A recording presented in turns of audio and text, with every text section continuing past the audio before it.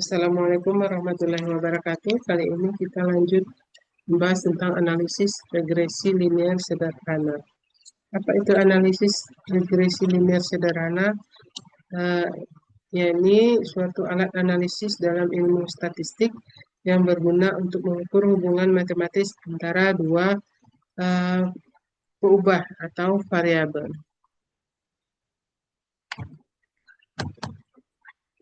Untuk selanjutnya, apa itu regresi?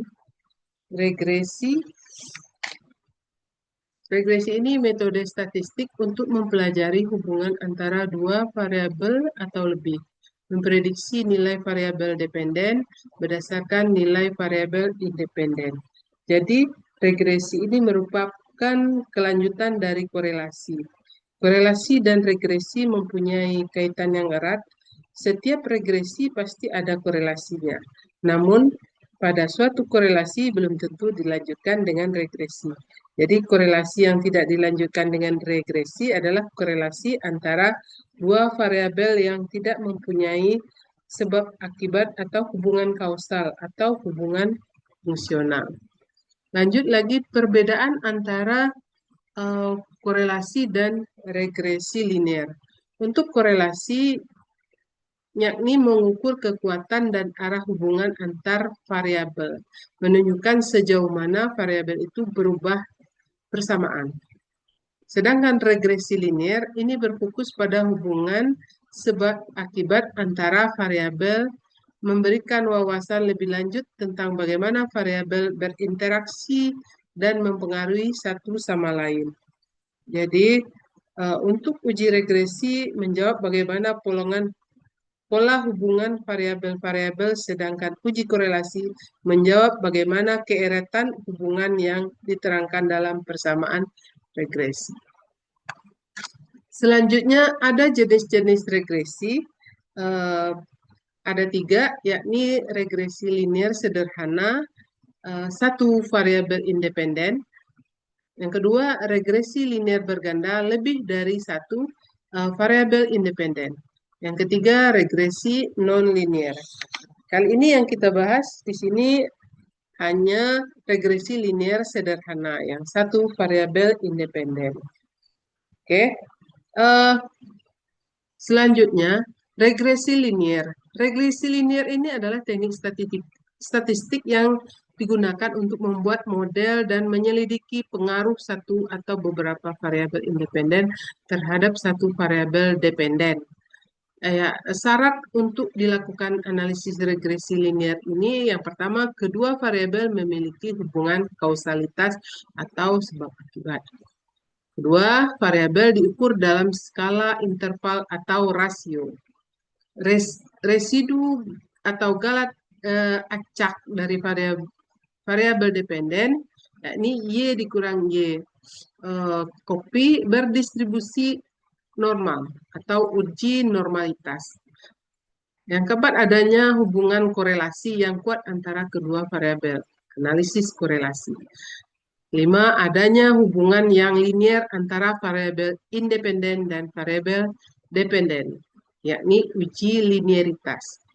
Untuk setiap kelompok variabel bebas, varian galat taksirannya homogen, bersifat homoskedastisitas atau residual, terdistribusi secara merata.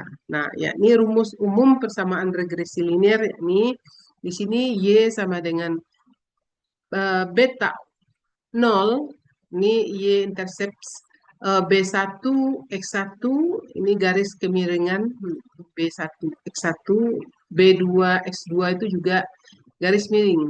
Slope coefficient, tambah dan selanjutnya sampai error 10. Atau standar error ya. Kalau X1, X2 itu adalah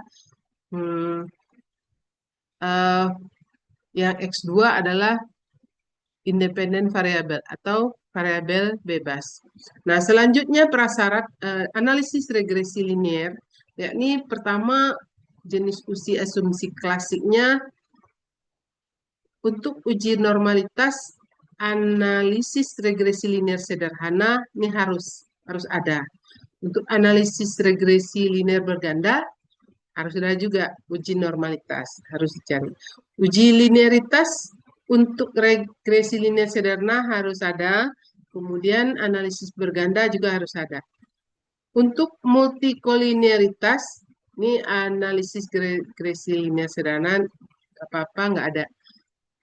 Untuk berganda harus ada. Uji heteroskedastisitas, ini harus ada di analisis regresi linear sederhana. Untuk analisis regresi linear berganda ya harus. Ada uji autokorelasi yang hanya untuk analisis linear berganda. Untuk selanjutnya eh, korelasi regresi linear sederhana.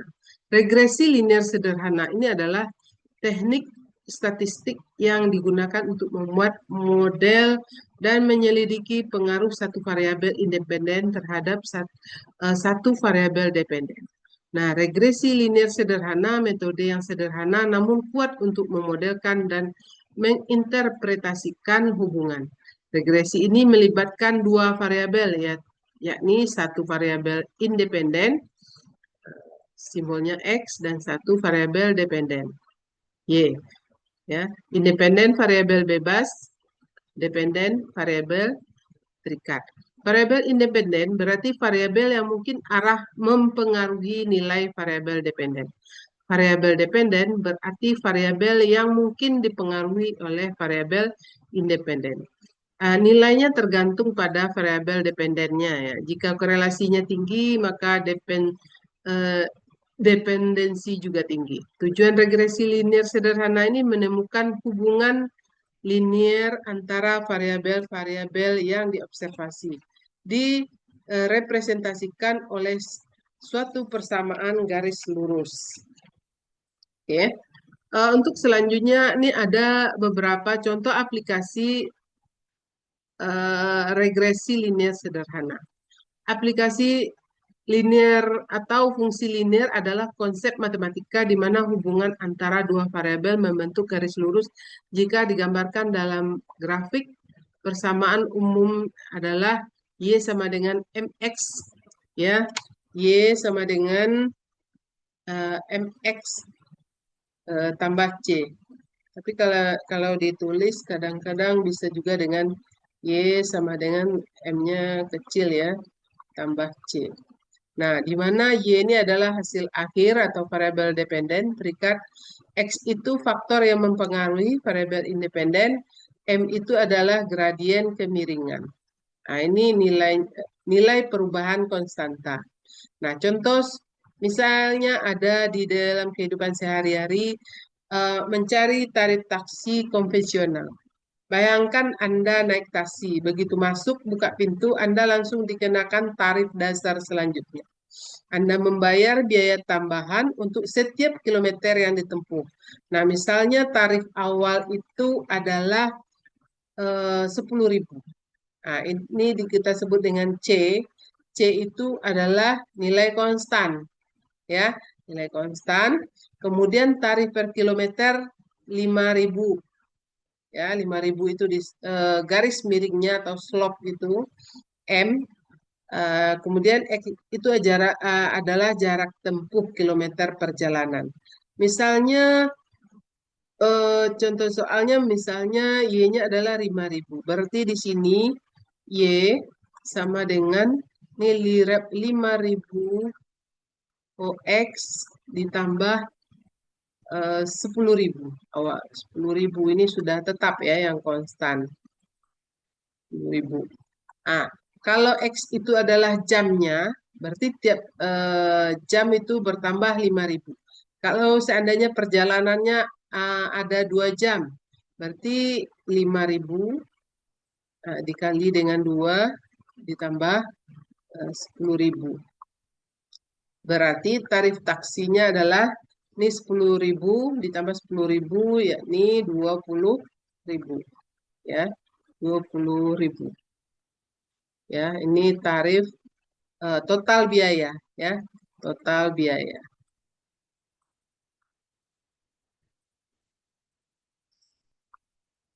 Oke. Terus selanjutnya, kalau dalam dunia bisnis, misalnya sebuah eh, kedai kopi menjual satu cup kopi susu berharga 15.000 ya. Biaya pembuatan untuk modal per cupnya adalah 7.000. Maka berapa keuntungan bersih per cupnya? Nah, ya kira-kira 8.000 ya, antara 15.000 sampai 7.000 lah. Namun pemilik kedai memiliki biaya sewa atau tempat harian sebesar 200.000 ya, biaya tetap atau minus di awal ini ya. Jadi negatif nanti. Jadi keuntungan bersih per cup itu 8.000. Ini adalah M. Ya, biaya sewa hariannya negatif 200.000. Ini C, bernilai negatif karena merupakan pengeluaran awal tadi ya. Jumlah cupnya yang terjual, nah ya berapa total keuntungan ya kita cari Y sama dengan tadi MX tambah C. Nah, M-nya itu adalah 8.000 ya. Kemudian X-nya itu misalnya terjual 10 lah. 10 cup ya, 10 cup. Nah, dikurang ya, dikurang 200 karena ini pengeluaran awal ini, sewa ya. Jadi berapa keuntungan hariannya? Ya, di ini saja. Ini 8.000, 80.000 ya, 80.000 dikurang atau ini lakunya 100 lah ya, 100 cup sehari. Ya, berarti dapatlah 800.000. Nah, 800.000 dikurangi 200. Jadi total keuntungannya 600.000. Nah, 600.000 ya. Oke. Nah, ini keuntungan harian. Keuntungan. Lalu ada lagi soal seperti ini dalam sains ya, dalam sains fisika, misalnya pada pengisian tangki air. Nah, sebuah tangki kosong mula-mula diisi dengan air kran. Nah, kecepatan aliran air dari kran itu disebut konstan ya, yakni 3 liter per menit. Pokoknya konstan nah. 3 liter per menit, 3 liter masuk ke dalam tangki. Nah, kondisi awalnya tangkinya kosong. Nah, jadi C-nya sama dengan 0. Nah, debit airnya 3 liter per menit. Ini adalah M. Berapa waktu pengisian? Misalnya berapa menit? Ya, 10 menit atau berapa ya. Total volume tangki air itu disebut Y. Jadi Y-nya sama dengan 3X ya, 3X tambah 0. Ya, berarti 3X saja. 3X ya, 3X. Misalnya pengisian tangki itu 2 jam ya, 2 jam. Nah, berarti 3 kali 2 lah. Nah, berapa liter? Ya, misalnya 2 jam deh, 2 jam. 2 jam 3 kali 2 berarti 6. 6 liter dalam 2 jam. Ya, oke. 6. Oke. Eh, itu untuk regresi linear ya. Nah, sekarang hasil analisis. Hasil hasil analisis regresi linear sederhana ini meliputi persamaan regresi, signifikansi persamaan regresi, artinya kepercayaan dari persamaan regresi benar-benar dapat memprediksi secara nyata atau tidak. Garis regresinya itu membuat grafik regresi, koefisien korelasi, dan koefisien determinasi. Nanti kita lihat ya. Ini gambar untuk analisis regresinya. Nah, sekarang regresi linear sederhana. Nah, kan ada tadi rumusnya Y sama dengan MX plus C. Boleh juga MX plus B. Ya. Nah, sekarang slope kemiringan garis. Ini menunjukkan besarnya kontribusi variabel X terhadap variabel Y. Jadi MX itu adalah ini M itu garis kemiringan. Jadi ini misalnya garis kemiringannya berarti ini sumbu Y, ini sumbu X, Y-nya 3, Y-nya 1. Berarti di sini M-nya adalah 3/1. Jadi Y-nya 3, X-nya 1. Ini di garis miring. Ya, kalau ini berapa? Ini 3/1 juga. Ya, 3/1. Kalau ini angka konstan ya, konstan. Tidak bisa diubah lagi. Kalau ini yang X, ini variabel yang berubah. Nah, intercept intercept itu adalah titik perpotongan antara garis regresi dan sumbu Y saat nilai X adalah 0. Secara statistik ini berarti nilai rata-rata pada variabel. Ya, nilai rata-rata pada variabel. Jadi Y saat variabel X bernilai saat variabel X bernilai 0. Jadi persamaannya di sini adalah Y sama dengan A plus BX plus E. Y variabel independen, variabel X itu independen, A itu adalah konstanta. Konstanta ini sudah tetap ya hasilnya. Koefisien regresi itu adalah angka di depan variabel atau slope kemiringan ya, yaitu standar error kalau ada ya. Ya. Nah, langkah-langkah analisis regresi linear sederhana. Pertama, uji asumsi klasik, uji prasyarat. Dia harus diuji normalitas, uji linearitas, dan uji heteroskedastisitas.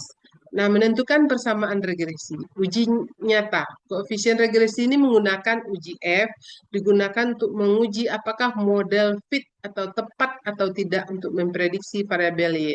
Nilai F ini disebut ukuran goodness atau of fit. Ya. Goodness of fit, uji parsial. Kemudian uji parsial ini uji T digunakan untuk mengetahui apakah ada pengaruh variabel X terhadap variabel Y. Lalu menentukan koefisien determinasi.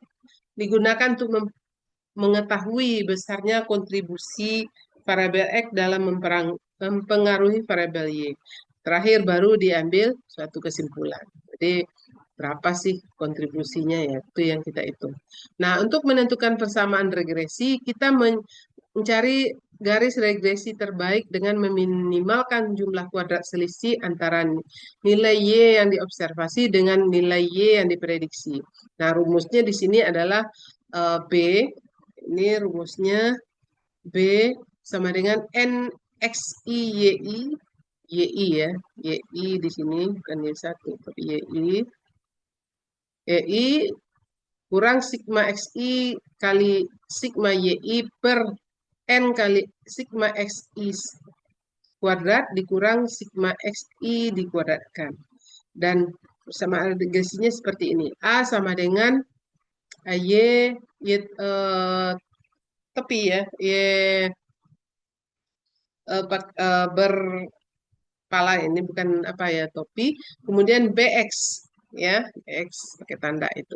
Nah, prinsip mencari regresi terbaik dengan meminimalkan jumlah kuadrat selisih antara Y observasi dengan nilai prediksi. Ini rumusnya tadi ya masih dipakai ya, sehingga diperoleh persamaan regresi pada persamaan sama tadi. Ya ini persamaan regresinya ya carilah yang Y sama dengan AX A tambah BX kalau yang terakhir tadi ya. Kemudian uji nyata regresi. Ini uji F. Langkah pertama formulasi hipotesis ya, dugaan sementara H0 di mana B-nya sama dengan 0 atau modelnya tidak bisa digunakan untuk memprediksi variabel Y. Modelnya tidak sesuai. Nah, kalau B-nya tidak sama dengan 0 itu H1 atau H alternatif atau model dapat digunakan untuk memprediksi variabel Y, model yang sesuai. Yang kedua, taraf signifikansi ya, errornya ini, alfanya berapa? Digunakan untuk menentukan nilai F tabel ya. Punya F alfanya 0,01 ya, 0,05. Kemudian 1 N kurang 2 ya, N kurang 2. N itu adalah respondennya atau sampelnya berapa. Langkah ketiga, kriteria pengujian. H0-nya ditolak jika F hitung besar dari F tabel. Tapi kalau kecil, hitungnya dari F tabel diterima. Berarti H, H alternatif atau H satunya yang diterima di sini. Ya, kalau hitung besar. Nah, uji nyata regresi ini adalah langkah uji statistik menentukan F hitung atau F regresi. Ini menghitungnya jumlah regresi dengan JK regresi dan jumlah kuadrat residu JKR, JK res ya, JK res. Ini rumus-rumusnya sudah ada di sini. Lalu kita tinggal lihat saja. Kemudian menghitung derajat kebebasan ya, degree of freedom ya dari regresi dan derajat kebebasan residu, DB residu. Ini DB residu ini M sama dengan M ya. A prediktor sama dengan 1, DB residu ini N kurang 2 ya, sampel berapa sampel dikurangi 2. Nah, menghitung rata-rata kuadrat regresi dan rata-rata kuadrat residu ini ada rumusnya ya, JK regresi per derajat kebebasan regresi, RK residu sama dengan JK residu per DB residu. Oke. Selanjutnya baru dicari F hitung atau F regresi. F regresi itu adalah RK regresi dengan RK residu ya. Angka kelima pengambilan kesimpulan ya, kesimpulan tepat atau pengambilan kesimpulan apakah model itu fit atau tidak ya. Oke. Untuk selanjutnya uji parsial, uji T. Nah, uji parsial ini menentukan apakah ada hubungan nyata variabel X terhadap variabel Y. Langkah pertama, formulasi hipotesis. H0-nya rho sama dengan 0. Tidak ada pengaruh variabel X terhadap variabel Y. Nah, kalau tidak sama dengan 0, berarti ada pengaruh terhadap variabel Y. Kemudian langkah kedua, taraf signifikansi. Nah, digunakan nih untuk menentukan nilai T-tabelnya. Cari T-tabel ada di belakang buku statistik pendidikan kita itu ada. Ya, di sini T-tabelnya sama dengan T0 sama dengan T alfa ya bagi 2. Alfa dibagi 2 ya. Kalau 0,01 ya bagi 2 gitu kan. 0,05 bagi 2. Terus koma N kurang 2. Bisa dilihat di tabel yang di belakang buku. Di T-tabel ya. T-tabel. Angka ketiga adalah kriteria pengujian. Ini H0-nya ditolak jika ini T0-nya kecil dari T yang di tabel tadi. Atau T0-nya besar. Besar ya. Itu ditolak. Kalau dia kalau T0 besar, berarti dia H0 diterima. Berarti H1 yang diterima di sini ya.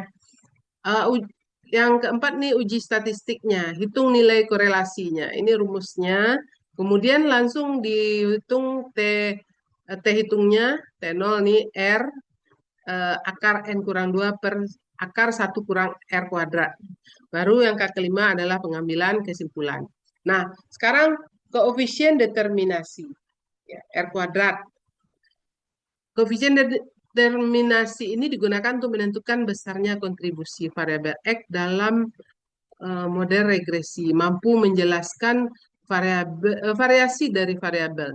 Nah, nilai koefisien determinasi ini yang kecil berarti kemampuan variabel independen dalam menjelaskan ini sangat terbatas.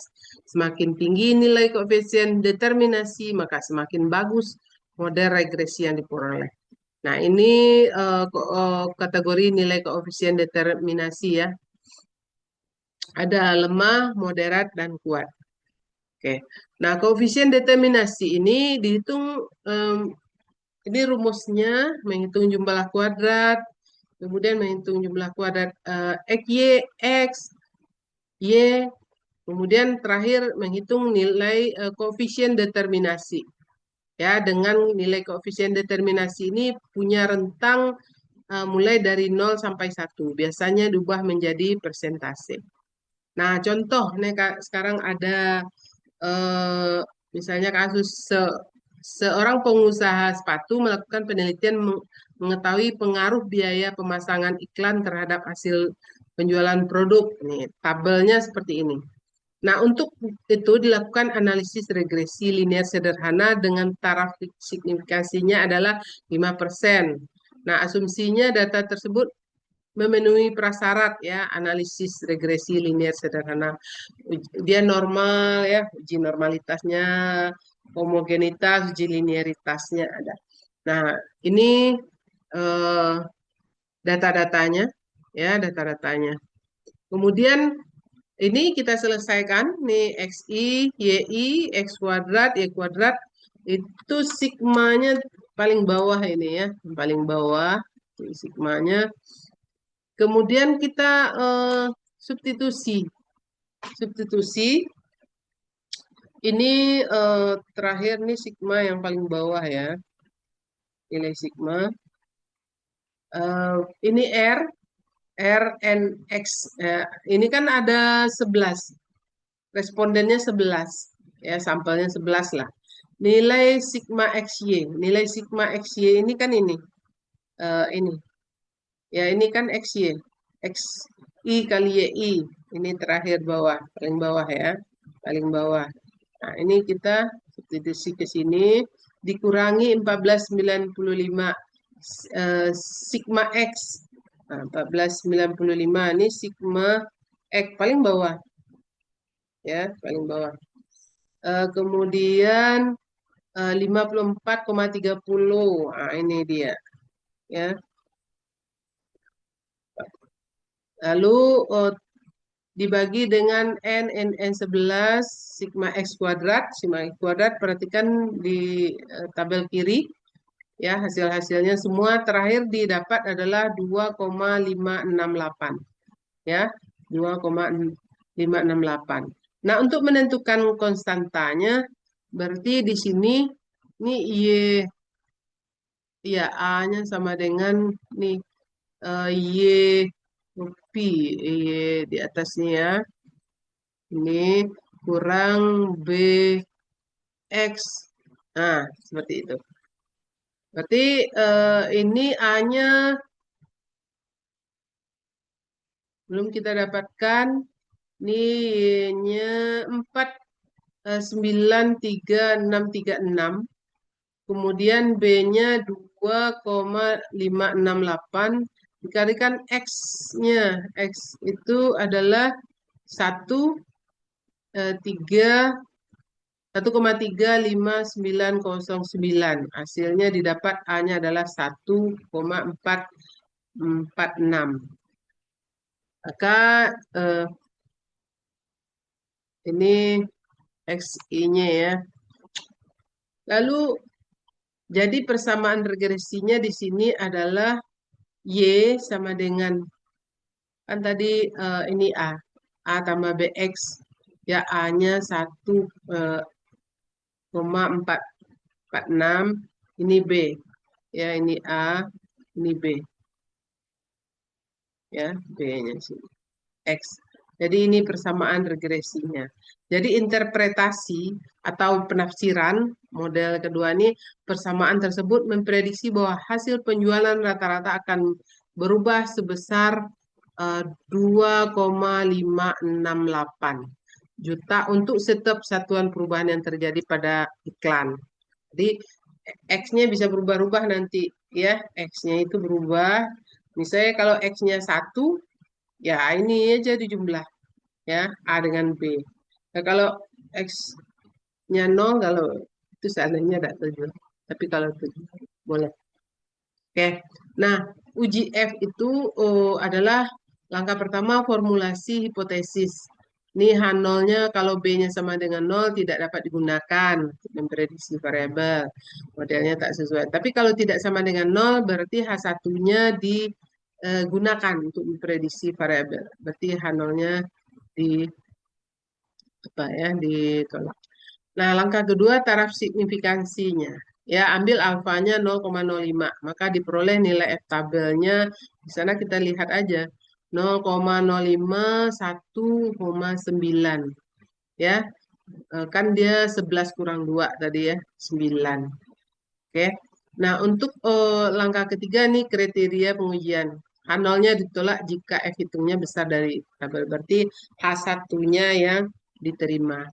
Oke, nah uji nyata regresinya, uji F-nya bisa ditentukan dengan uji statistik untuk menghitungan F hitung atau F regresi dengan rumus-rumus yang ada di sini. Silakan dilihat nih rumus derajat kebebasan residu. Ya, ini sudah kita kita tinggal upload tadi nilai-nilai yang tadi itu ya, didapat hasil akhirnya F hitungnya adalah 342,6618. Ini langkah karena dia besar F hitungnya ya, jadi mengambil kesimpulan F hitungnya kalau F derajat kebebasannya 9 tadi ya. Oke. Jadi F hitungnya besar dari F tabel, maka H0-nya ditolak. Jadi model regresinya tepat digunakan untuk memprediksi hasil penjualan. Jadi pas regresi ini. Nah, lalu nanti ada uji parsial, uji T. Uji parsial itu untuk menentukan apakah ada hubungan nyata variabel X terhadap variabel Y. Nah, langkahnya ya tadi tidak H0 ya rho sama dengan 0, tidak ada pengaruh. Kalau tidak sama dengan 0 berarti ada pengaruh. Lihat taraf signifikansinya 5% ya, 0,05. Tabelnya ini alfa per 2, N kurang 2. Alfa per 2-nya 0,025 ya. 0,05 bagi 2. Ya, 0,25 itu N kurang 2, ini 11 kurang 29. Di tabel ini 2,262. Kriteria pengujiannya H0-nya ditolak ya. H0-nya ditolak. Hasilnya di sini min 2,262 atau T0-nya besar dari T 0,25,9 ini 2,262 ini pada tabel ya. Nah, uji statistik nilai korelasinya kita tinggal memasukkan nilai-nilai tadi, hasilnya adalah 0,921. Nah, dari uji koefisien korelasinya ini, koefisien korelasi, lalu masukkan ke rumus T hitung ya. R-nya 0,921 dikali akar dari N kurang 2, 9, akar 9 ya. Dikali 3 per 1 kurang ini R dikuadratkan. Ya, dikuadratkan, hasilnya terakhir adalah 7,093. Jadi kesimpulannya T0-nya 7,093 dan T di tabelnya 2,262. Jadi kalau besar, maka H0-nya ditolak, H1-nya diterima. Jadi disimpulkan bahwa ada pengaruh biaya iklan terhadap hasil penjualan. Nah, koefisien determinasi ini lagi. Yang terakhir nih kita tinggal memasukkan rumus-rumusnya tadi. Ini sigma ya. Ini sigma. Lalu rumusnya ini sigma. Sigma XY tadi. Ini juga sigma XY. Ini sigma XY. Ini sigma ya. Sigma. Sigma XY. Oke. Di hasil akhirnya 0,09342. Nilai koefisien determinasi ini mempunyai arti bahwa variabel biaya iklan berkontribusi sebesar 9,342% dalam menjelaskan variasi dari variabel penjualan. Dengan kata lain ya, 9,342% hasil penjualan dipengaruhi oleh biaya iklan, sisanya dipengaruhi oleh faktor-faktor lainnya. Nah, ya sisanya berarti kalau 9,342 itu yang lain-lainnya itu berarti ya 100% dikurang 9,342 itulah ya. Nah, yang lain-lain. Oke. Nah, oke, nah ini untuk latihan soal ya. Dikerjakan di tempat masing-masing. Sekian, terima kasih. Assalamualaikum warahmatullahi wabarakatuh. Selamat mengerjakan tugas ya. Assalamualaikum.